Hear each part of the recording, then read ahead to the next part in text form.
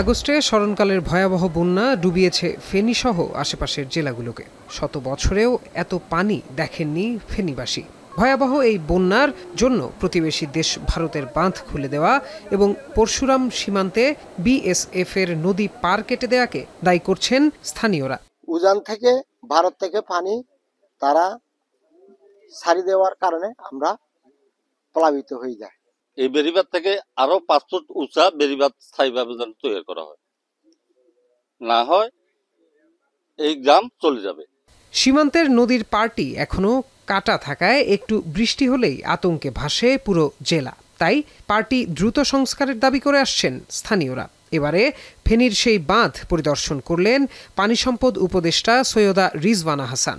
এখন স্থায়ী বেড়িবাঁধ এবং নদী শাসন যদি করা না হয় তাহলে অত্র এলাকা নয়, বৃহত্তর নোয়াখালী, লক্ষ্মীপুর, কুমিল্লা এদিকে লোক বসবাসের অনুপযোগী হয়ে যাবে। বলক দিয়ে বেড়িবাঁধটা স্থায়ীভাবে দিলে আমরা বসবাস করতে পারবো, না হলে আমরা বসবাস করতে পারবো না, চলে যাওয়া লাগবে। এ সময় ভারতের সঙ্গে আলোচনা করে দ্রুতই নদীর পাড়ের সুরক্ষা বাঁধটি নির্মাণের আশ্বাস দেন পানি সম্পদ উপদেষ্টা। বলেন, নদীর পানি শুধু রাজনীতি নয়, একই সঙ্গে কূটনীতি ও অর্থনীতিও। তাই পানির ন্যায্য হিস্সা নিয়ে নতজানু থাকার দিন শেষ হয়ে গেছে। দেশের স্বার্থে অন্তর্বর্তী সরকার সোচ্চার বলেও জানান তিনি।